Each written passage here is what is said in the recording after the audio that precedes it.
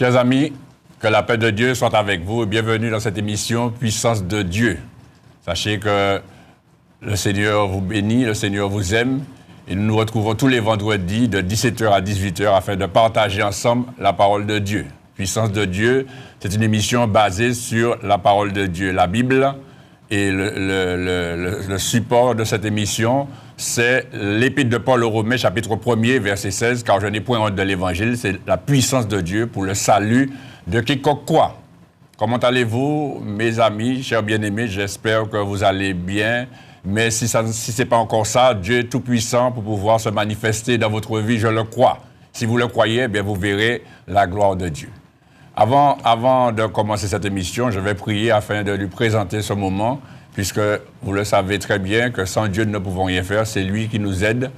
Et comme nous l'avons partagé dernièrement, c'est poussé par l'Esprit de Dieu que des hommes ont parlé de la part de Dieu. Donc je ne veux pas parler de moi-même, mais je veux parler par l'Esprit de Dieu.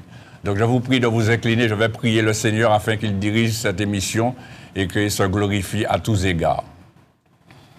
Père éternel, Dieu Tout-Puissant, Créateur du ciel et de la terre, au nom de Jésus-Christ, ton Fils, et par la puissance du Saint-Esprit, je viens à toi en cet instant. Je m'humilie tout d'abord à tes pieds, je te demande pardon, car je reconnais que je suis un pécheur. Je te demande pardon pour tous mes péchés en pensée, en parole, en action. Tout ce que j'ai pu dire, faire et penser qui ne t'a pas glorifié. Je te rends grâce, Père, pour ce moment que tu nous donnes de passer ensemble autour de la parole de Dieu. Bénis, Seigneur mon Dieu, ce moment. Bénis tous ceux qui sont là, Seigneur mon Dieu, qui écoutent cette émission, qui suivent cette émission. Accorde-leur de trouver, Seigneur mon Dieu, réconfort, guérison, affranchissement, libération, ainsi que le salut, Seigneur. Car tu nous as tant aimés que tu as donné Jésus-Christ, ton Fils, pour nous sauver, afin que, si nous croyons en lui, nous ayons la vie éternelle. Merci, Seigneur, pour ce moment. Prends la direction de toutes choses, afin que ton nom seul soit glorifié. Merci, Seigneur, pour tous tes bienfaits. Au nom de Jésus-Christ, Amen. Merci, Seigneur. Tout de suite, prédication.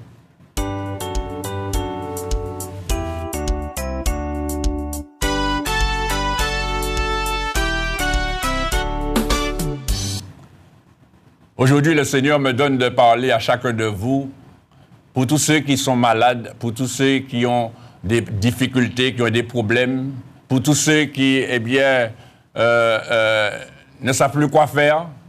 Eh bien, je vais vous dire qu'il y a encore de l'espoir, parce que si vous êtes vivant, c'est parce qu'il y a encore de l'espoir, comme on dit dans notre langage. Tant qu'il y a de la vie, il y a de l'espoir. Mais je ne dirais pas cela comme ça, je dirais que tant que tu es vivant, eh bien, Dieu peut se glorifier dans ta vie.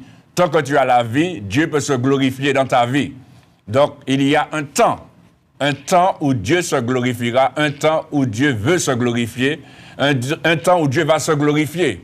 L'essentiel, c'est de rester toujours du côté de Dieu afin de voir sa gloire. Et aujourd'hui, un temps de Dieu pour toi, et c'est ce que nous allons voir au travers de la parole de Dieu. Regardons déjà dans le livre de l'Ecclésiaste, le chapitre 3, en parlant de temps, dans le livre de l'Ecclésiaste. Le livre de l'Ecclésiaste se trouve après le livre des psaumes, le livre des proverbes, et puis il y a le livre de l'Ecclésiaste pour ceux qui ne connaissent pas. Vous prenez votre Bible, sachez que pour suivre cette émission, il faut toujours avoir la Bible, la parole de Dieu, afin de pouvoir suivre ensemble avec moi pour vérifier tout ce que je dis. Amen, parce que je m'efforce de dire ce qui est écrit. Que le nom du Seigneur soit béni. Dans le livre de l'Ecclésiaste, le chapitre 3 et le verset 1er, on va lire à partir du verset 1er, il est écrit dans le livre de l'Ecclésiaste, le chapitre 3, à partir du verset 1er, « Il y a un temps pour tout, un temps pour toutes choses sous les cieux. » Cela est très important. Il y a un temps pour tout, un temps pour toutes choses sous les cieux, c'est-à-dire sous la terre. Sous les cieux, sous la terre. Il dit un temps pour naître et un temps pour mourir. Un temps pour planter et un temps pour arracher ce qui a été planté. Un temps pour tuer et un temps pour guérir. Un temps pour abattre et un temps pour bâtir. Ce qui nous intéresse là, c'est un temps pour guérir. Voilà, il y a un temps pour guérir. Il y a un temps pour toutes choses.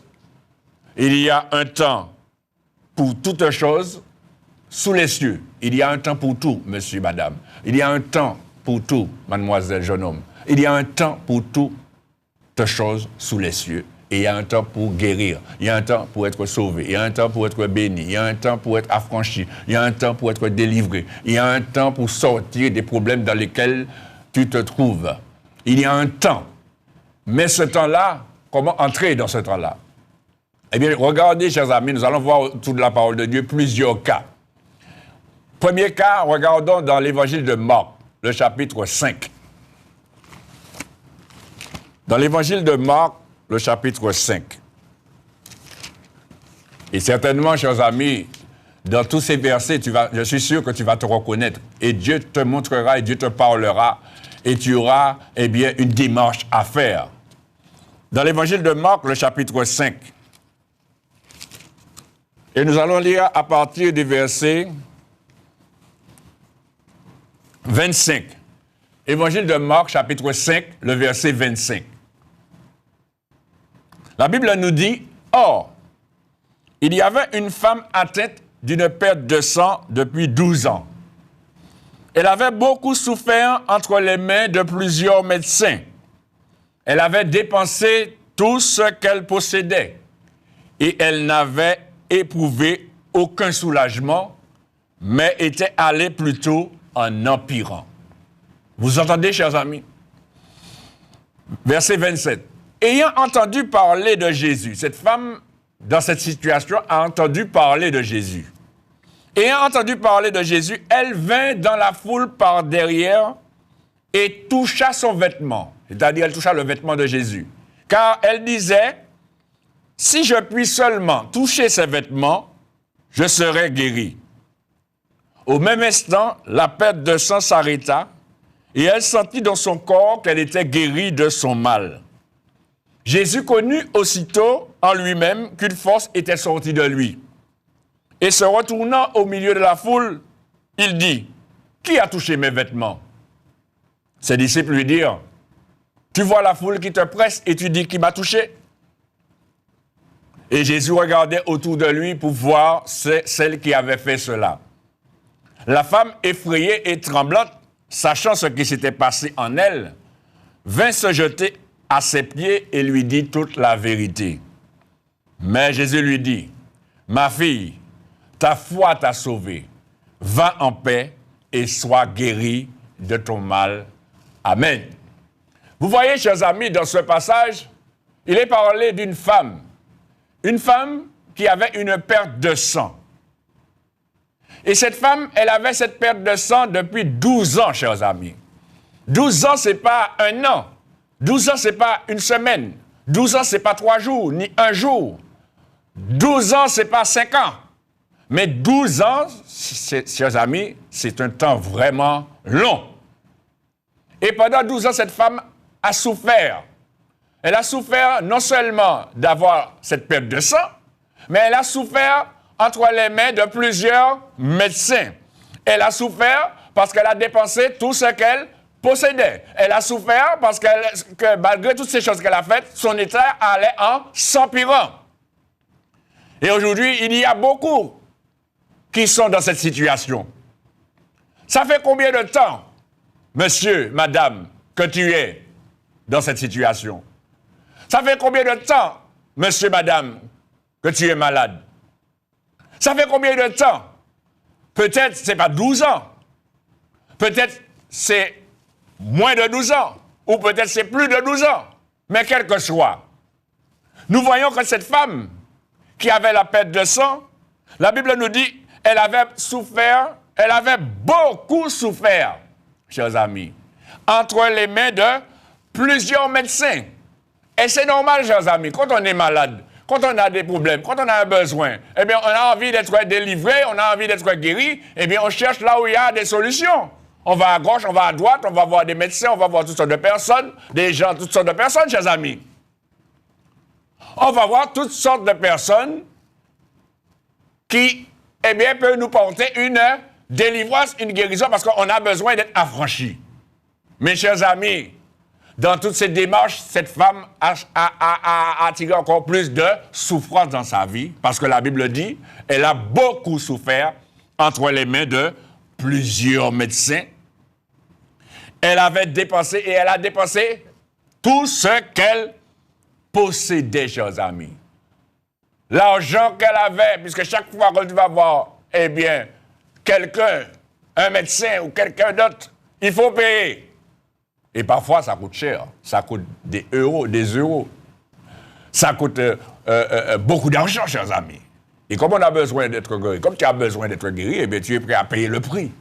Mais malgré cela, chers amis, elle a dépensé tout son argent, et la Bible nous dit, elle n'avait éprouvé aucun soulagement, même pas un soulagement, chers amis. Même pas un soulagement. Mais son cas était allé plutôt en empirant. 12 ans de souffrance, 12 ans de dépenses, 12 ans de démarches à gauche et à droite, et rien, chers amis. Mais un jour, chers amis, qu'est-ce que la Bible nous dit? Elle a entendu parler de Jésus. Ce qui veut dire que cette femme, elle s'était adressée à toutes sortes de personnes, mais elle avait oublié celui qui était le plus important. Celui qui seul est capable de faire un miracle dans la vie de celui qui croit en lui. Parce que, chers amis, le miracle ne se fera pas comme ça. Mais le miracle a besoin de la foi en Jésus-Christ. Et c'est en croyant en Jésus-Christ que tu verras le miracle. Et nous voyons cette femme. La Bible nous dit qu'elle a entendu parler de Jésus. Mais de quelle manière elle a entendu parler de Jésus? Parce qu'on peut entendre parler de Jésus de diverses manières. Mais cette femme a entendu que Jésus était capable de guérir toute maladie. Jésus était capable de faire des miracles, de guérir toute infirmité. Jésus était capable de ressusciter les morts, de purifier les lépreux. Jésus faisait des choses extraordinaires, de grandes choses dans la vie de l'homme. Et cette femme, quand elle a entendu cela, elle a entendu des témoignages de personnes qui ont été guéries, qui ont été délivrées. Des gens qu'elle côtoyait, des gens qu'elle connaissait, qui ont été délivrés. Eh bien, cela a engendré en elle la foi en Jésus-Christ. Parce que, chers amis, la foi ne vient pas comme ça. Ce n'est pas parce qu'on t'a dit que Jésus guérit que tu vas croire. Tu as besoin de démonstration. Tu as besoin de témoignages. Et c'est quand les gens témoignent de la gloire de Dieu dans leur vie, et quand tu vois quelqu'un qui était dans un état et qui aujourd'hui est dans un meilleur état, c'est à ce moment-là que tu vois vraiment que Dieu est tout-puissant. Et à ce moment, cela engendre en toi la foi. Parce que la foi vient de ce qu'on entend, dit la parole de Dieu dans l'épître de Paul aux Romains, chapitre 10, verset 17, et ce qu'on entend vient de la parole de Dieu. La foi vient de la parole de Dieu. Et cette femme, la preuve qu'elle a eu la foi en Jésus-Christ, elle a cru en Jésus-Christ, eh bien la Bible nous dit, ayant entendu parler de Jésus, elle vint dans la foule par derrière et toucha son vêtement. Pourquoi elle vient par derrière? Parce que, chers amis, une perte de sang, les gens ne sont pas à l'aise. On n'est pas à l'aise avec une perte de sang. C'est mal vu aux yeux des gens, mal vu aux yeux de la société. Et c'est pour cela qu'elle vient par derrière. Mais elle se disait quelque chose, chers amis. Qu'est-ce qu'elle se disait? Elle se disait en elle-même, si je puis seulement toucher ses vêtements, je serai guéri. Mes amis, vous voyez cette affirmation de cette femme. Elle a cru que Jésus-Christ seul était capable de la délivrer. Et c'est ainsi, chers amis, après 12 ans de souffrance, 12 ans de malheur, 12 ans de difficultés, 12 ans d'épreuves, 12 ans d'insomnie. Parce que quand vous avez une perte de sang, eh bien, le sang coule tout le temps comme ça, il faut aller arrêter, il faut mettre quelque chose pour voir. 12 ans, chers amis. Eh bien, après 12 ans, elle a entendu parler de Jésus, elle a cru en Jésus, et qu'est-ce qui s'est passé, chers amis? Elle a été complètement guérie. C'est pour cela que je vous ai dit, il y a un temps.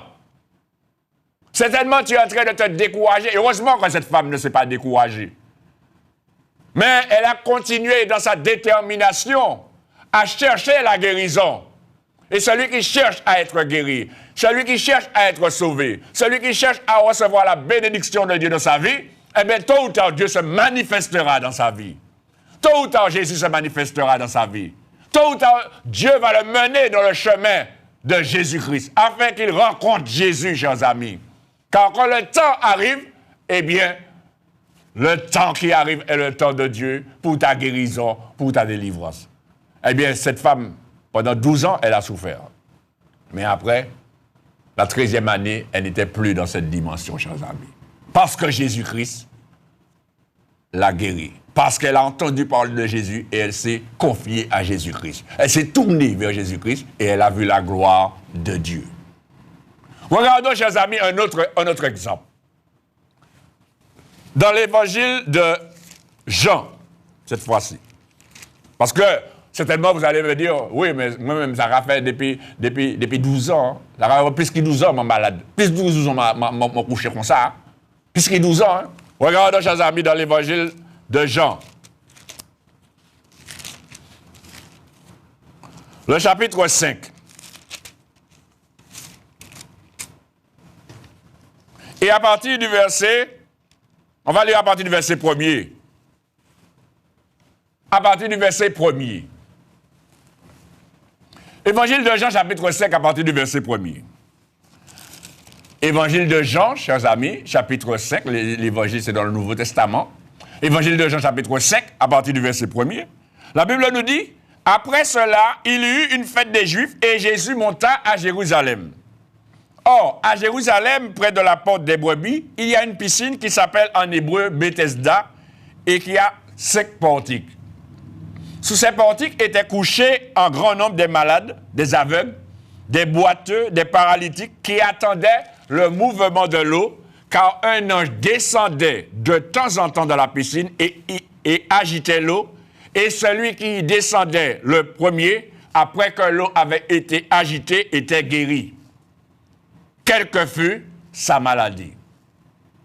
Là, écoutez bien, chers amis, là se trouvait un homme malade depuis 38 ans, chers amis. Ce n'est pas 12 ans cette fois-ci. 38 ans, chers amis. 38 ans, il dit, là se trouvait un homme malade depuis 38 ans. Jésus l'ayant vu coucher et sachant qu'il était malade depuis longtemps, lui dit, veux-tu être guéri? Le malade lui répondit, Seigneur, je n'ai personne pour me jeter dans la piscine quand l'eau est agitée, et pendant que j'y vais, un autre descend avant moi. Lève-toi, lui dit Jésus, prends ton lit et marche. Aussitôt cet homme fut guéri, il prit son lit et marcha. 38 ans, chers amis, cet homme était malade. Couché sur un lit de douleur, comme toi, monsieur, comme toi, madame, comme toi qui me regarde. Tu es couché sur un lit de douleur. Et certainement, ça fait longtemps. Mais cet homme, 38 ans, malgré il était malade, mais il cherchait encore sa guérison. Il cherchait encore sa délivrance. Il cherchait encore son affranchissement. C'est pour cela qu'il était près de la piscine. Je ne sais pas de quelle manière il est arrivé. Certainement, il s'est fait emmener avec son lit. Il passait certainement des nuits près de la piscine en attendant qu'un ange descende pour secouer l'eau. Mais comme il ne pouvait pas se déplacer, il fallait bien qu'il y ait quelqu'un pour le jeter. Mais vous savez, l'homme, quand il s'agit de bénédiction, il ne pense pas aux autres, c'est à lui. Et lui, il était là. Il aurait bien voulu être guéri, il aurait bien voulu se jeter dans la piscine, mais avant qu'il se jette, il y avait quelqu'un qui se jetait avant lui. Mais malgré cela, il était là. Il ne se décourageait pas. C'est pourquoi je veux te dire aujourd'hui, et je te dis aujourd'hui, monsieur, madame, quel que soit ce que tu as, ne perds pas courage. Ne désespère pas, quelle que soit ta maladie. Quel que soit ce qui t'arrive, quels que soient les problèmes dans lesquels tu te trouves, ne pense pas que tout est fini. Ne te laisse pas aller. Ne baisse pas les bras. Ne t'abats pas. Mais continue à te battre. Continue à combattre. Continue à te déterminer à chercher ta guérison. À chercher ta guérison parce qu'il y a la guérison auprès du Seigneur Jésus. Amen. Il y a la guérison auprès de Dieu, au nom de Jésus-Christ. Et cet homme, eh bien, il était là près de la piscine, 38 ans. Et voilà qu'il fait rencontre avec Jésus. Et ce qui est extraordinaire, chers amis, Jésus sait que cet homme est malade depuis longtemps. Et Jésus lui pose la question, veux-tu être guéri? Vous imaginez? Le malade aurait pu dire, ou quoi, mon malade? Ou quoi, mon malade? Ou quoi, moi, si malade guéri? Ou quoi, moi, des malades s'il est bouillon? Non, chers amis. Et souvent, c'est comme ça qu'on répond. C'est pas comme ça qu'il faut répondre. Parce que si Jésus pose la question, veux-tu être guéri? C'est pour réellement, eh bien, faire sentir, faire manifester ta foi, ta détermination d'être guéri. Et c'est pour cela que cet homme n'a pas répondu cela. Parce que si toi, tu me regardes, je te dis, est-ce que tu veux être guéri? Tu as dit, mon malade, quoi, malade, s'il est bouillon. Non, chers amis, ce n'est pas ça qu'il faut dire.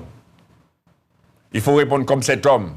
Cet homme a dit oui, qu'il veut être guéri. Mais il a dit que le problème qu'il a, c'est qu'il n'y a personne. Hein, c'est ça qu'il dit. Seigneur, je n'ai personne pour me jeter dans la piscine. Parce que lui, il voyait sa guérison dans la piscine. Alors qu'il y avait Jésus qui était là à côté de lui, qui était capable de le guérir. Mais il ne voyait pas, il ne connaissait pas celui qui était là. Ce qui l'intéressait, c'est la piscine. Il y avait là une bénédiction dans la piscine. Et souvent, tu regardes ailleurs pour trouver la bénédiction. En pensant que tu vas trouver la bénédiction là. Mais la bénédiction se trouve là en Jésus-Christ. Car si un ange descendait, cet ange il vient de Dieu. Et le plus grand ange, celui qui représente même le Fils de Dieu et Dieu lui-même sur la terre, c'est Jésus-Christ, chers amis. Et c'est pourquoi Jésus-Christ lui a dit, ne t'occupe pas de la piscine, lève-toi, lui dit Jésus, prends ton lit et marche. Et qu'est-ce qui s'est passé, chers amis? Aussitôt, la Bible nous dit, aussitôt cet homme fut guéri. Il prit son lit et marcha. Après 38 ans, chers amis. Et toi, certainement, tu dois dire, oh, c'est fini. Mais après 38 ans, c'est pas fini, chers amis. Après 12 ans, c'est pas fini.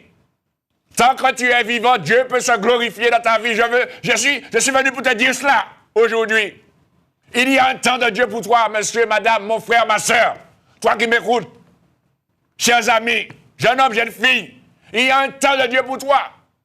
Même si tu es né dans le problème, même si tu es né dans la difficulté, même si tu es né dans cette situation, il y a un temps où Dieu peut se glorifier et veut se glorifier dans ta vie. Regardons encore un autre texte, chers amis. Dans le livre des Actes des Apôtres.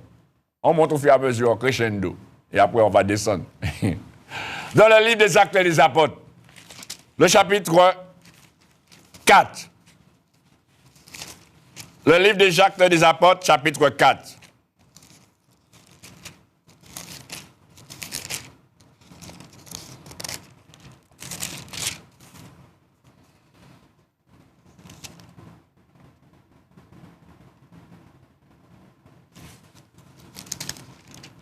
Je vais vous dire. Voilà.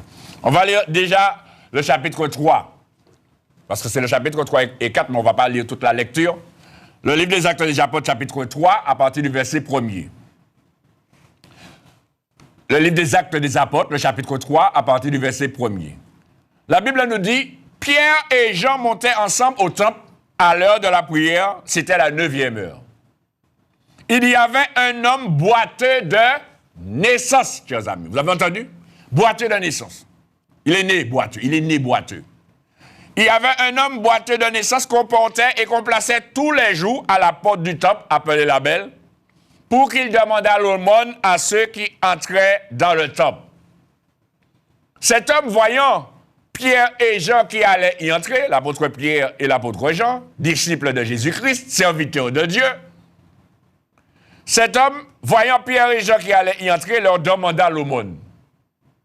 Pierre, de même que Jean, fixa les yeux sur lui et dit, « Regarde-nous. » Et cet homme regardait attentivement, s'attendant à recevoir d'eux quelque chose. Il demande l'aumône, c'est l'argent qu'il attend. Mais il y avait autre chose que Dieu avait préparé pour cet homme. Et la Bible nous dit, l'apôtre Pierre lui dit, je n'ai ni argent, ni or, mais ce que j'ai, je te le donne. Au nom de Jésus-Christ de Nazareth, lève-toi et marche. Et le prenant par la main droite, il le fit lever. Au même instant, ses pieds et ses chevilles devinrent fermes. D'un saut, il fut debout et il se mit à marcher. Il entra avec eux dans le temple, marchant, sautant et louant Dieu. Tout le monde le vit, marchant et louant Dieu. Il reconnaissait que c'était celui qui était assis à la belle porte du temple pour demander l'aumône. Et il fut rempli d'étonnement et de surprise au sujet de ce qui lui était arrivé. Et puis, chers amis, dans le chapitre 4 et le verset 22, regardez ce qu'il dit. Il dit, en parlant de cet homme qui était boiteux de naissance, le livre des Actes des Apôtres, chapitre 4, verset 22, il est écrit, car l'homme qui avait été l'objet de cette guérison miraculeuse était âgé de plus de 40 ans, chers amis. Cet homme est né boiteux de naissance, plus de 40 ans. Il était toujours boiteux de naissance. Mais après plus de 40 ans, Jésus est passé. Et il n'était plus boiteux, chers amis. Ce qui veut dire que même si tu es né comme ça, Dieu est capable de se glorifier. Je suis venu te porter cet espoir, cette espérance, pour te dire qu'en Jésus-Christ, rien n'est fini. Tant que tu es vivant, il y a encore une possibilité pour toi d'être délivré. Tant que tu es vivant, il y a une possibilité pour toi de voir la gloire de Dieu. Mais il faut que tu mettes ta foi en Jésus-Christ. Il faut que tu continues à te battre. Il ne faut pas te laisser aller. Il ne faut pas te laisser te décourager par les gens qui te disent toutes sortes de paroles. Ça finit pour vous. Mais c'est comme ça qu'on va changer. Mais non, miracle, vous n'avez pas fait miracle encore. Chers amis, n'écoutez pas les gens qui vous disent ces choses. Écoutez ce que la parole de Dieu vous dit. Car la parole de Dieu dit la vérité. La parole de Dieu manifeste la gloire de Dieu. Cette femme, 12 ans, Jésus-Christ l'a guérie. Elle a fait rencontre avec Jésus. Sa vie a été transformée. Cet homme près de la piscine, 38 ans, couché malade. Sa vie a été transformée. Elle a été guérie parce qu'il a fait rencontre avec Jésus. Aujourd'hui, là, maintenant, cet homme boiteux de naissance, depuis naissance, chers amis. Plus de 40 ans. Il a rencontré des serviteurs de Dieu qui lui ont porté au nom de Jésus-Christ de Nazareth la guérison. À un point qu'il marchait sautant et louant Dieu. Quelle libération, chers amis. Il y a de l'espoir pour toi, monsieur, madame. Il y a de l'espoir pour toi, mon frère, ma soeur. Il y a de l'espoir pour toi, qui que tu sois, en Jésus-Christ. Jésus-Christ seul peut changer ta vie. Jésus-Christ seul peut te guérir. Jésus-Christ seul peut te délivrer. Il y a un temps pour toi. Attends ce temps-là. Espère ce temps-là. Aie foi dans ce temps-là où Dieu se glorifiera. Ne baisse pas du tout à aucun moment les bras. Parce que si tu baisses les bras, eh bien, tu es abattu. Et à ce moment, eh bien, la maladie, eh bien, domine sur toi. Et la maladie t'éteint, la maladie te détruit. La souffrance te détruit. Les problèmes te détruisent. Tout ce qui t'arrive de négatif te détruit et t'empêche de vivre. L'insomnie te détruit. Les tourments te détruisent. La perturbation te détruit. Aujourd'hui, chers amis, lève la tête. Il faut te battre. Mais pas te battre en donnant des coups de poing. Mais manifester ta foi en Jésus-Christ. Te tourner vers Jésus-Christ. Appeler Jésus-Christ. Crier à Jésus-Christ. Afin que Jésus-Christ se glorifie dans ta vie. Crier à Dieu. Car la Bible dit, quand un malheureux crie, dans le psaume 34, dans le livre des psaumes, le psaume 34, quand un malheureux crie, l'Éternel entend et il le sauve de toutes ses détresses. Dieu a envoyé Jésus-Christ, c'est pour sauver les hommes. C'est pour sauver l'humanité, chers amis. Jésus est le sauveur de l'humanité. Mais il est aussi celui qui guérit. Nous allons voir encore un autre texte, chers amis. Regardez avec moi dans l'évangile de Luc. Dans l'évangile de Luc. Dans l'évangile de Luc, le chapitre 13. Évangile de Luc, chapitre 13.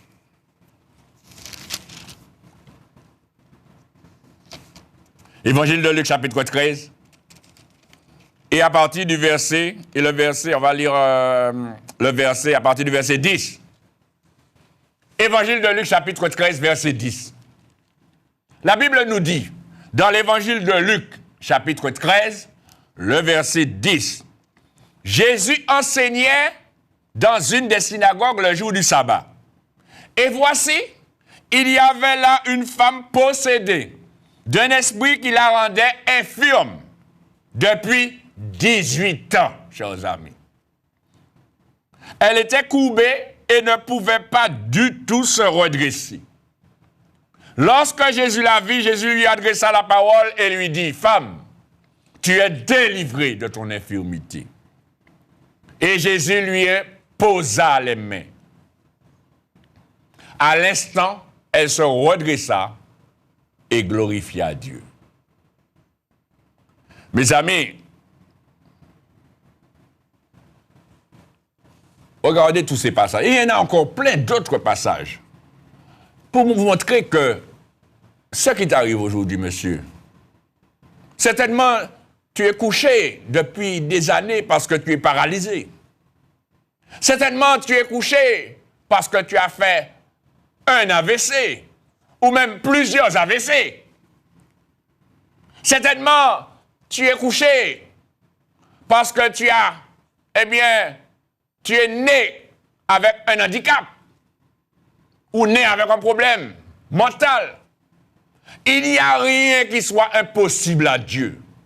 Il faut te dire, aujourd'hui, quand je regarde les gens qui font toutes sortes de choses pour pouvoir montrer qu'ils peuvent faire, eh bien, c'est ça, chers amis. Il faut manifester cette volonté de sortir de cette situation. Il faut chercher celui qui peut te donner cette délivrance, cette guérison. Quand je me souviens de cet homme aveugle, dans l'évangile de Jean, chapitre 9, à partir du verset 1er, cet homme qui était né aveugle. Et les gens disaient, mais est-ce que c'est lui qui a péché ou ses parents qui ont péché pour que cela lui arrive? Et Jésus avait répondu à ces gens-là, ce n'est pas que lui ou ses parents aient péché, mais c'est afin que la gloire de Dieu se manifeste dans sa vie. Et c'est ainsi que Jésus a délivré cet homme. Il n'avait jamais vu le soleil, n'avait jamais vu la lune, n'avait jamais vu les arbres, n'avait jamais vu les hommes. Il s'était même jamais vu. Il y a encore de l'espérance pour toi, monsieur, madame, mademoiselle, frère, sœur, vous tous qui m'écoutez, vous tous qui regardez. Ne baissez pas les bras. Ne baisse pas les bras. Il faut te relever et chercher Jésus là où il se trouve. Crier Jésus. Te tourner vers Jésus. Appelle Jésus. Demande à Jésus de te guérir. Manifeste à Jésus que tu veux être guéri. Parce que quand Jésus a demandé à cet homme, veux-tu être guéri? Il a montré qu'il voulait être guéri. Quand cette femme qui avait cette perte de sang, elle a montré qu'elle voulait être guérie. Elle a fait la démarche vers Jésus. Et tous ceux qui reçoivent, eh bien, la guérison, la bénédiction de Dieu au nom de Jésus-Christ, ils ont fait cette démarche. Et c'est pour cela que Jésus dit, dans l'évangile de Matthieu, chapitre 11, le verset 28, Jésus dit, « Venez à moi, vous tous qui êtes fatigués et chargés, et je vous donnerai du repos. » Fatigués par vos problèmes, fatigués par vos souffrances, fatigués par vos malheurs, fatigués parce que vous ne dormez pas la nuit, par les insomnies, vous n'arrivez pas à dormir, fatigués par vos persécutions, fatigués par toutes sortes de péchés, fatigués par toutes sortes d'oppositions, fatigués et chargés par toutes sortes de soucis, de dettes, de toutes sortes de problèmes, d'argent, de finances, fatigué par les souffrances des autres, fatigué par les problèmes des autres. Non seulement tu portes tes problèmes, mais tu portes les problèmes de tes enfants, tu portes les problèmes de ton mari, tu portes les problèmes de ta femme, tu portes le problème de ton collègue, de tes collaborateurs, tu portes le problème du monde entier. Alors tu as tes problèmes à porter aussi. Donc tu es fatigué. Mais Jésus dit, venez à moi, vous tous qui êtes fatigués et chargés, et je vous donnerai du repos. Il n'y a que Jésus seul qui peut donner le repos. Et quel repos? Cette guérison, cette délivrance, cet affranchissement. Et puis tu dors bien. Rien ne vient déranger ton sommeil. Tu vis bien. Parce qu'avec Jésus-Christ, eh bien, tu as tout ce qu'il te faut. Et nous avons vu par ces passages, tous ces hommes ont retrouvé la joie. Toutes ces femmes ont retrouvé la joie, le bonheur, la paix, la tranquillité. Alors ne désespère point. Il y a un temps de Dieu pour toi. Il y a un temps de Dieu pour toi. Ne pense pas que c'est fini. Il y a un temps de Dieu pour toi. Mets ta confiance en l'Éternel. Mets ta confiance en Dieu. Mets ta confiance en Jésus-Christ. Et tu verras sa gloire. Que Dieu vous bénisse, chers amis. Et bon courage à vous, au nom de Jésus-Christ. Amen.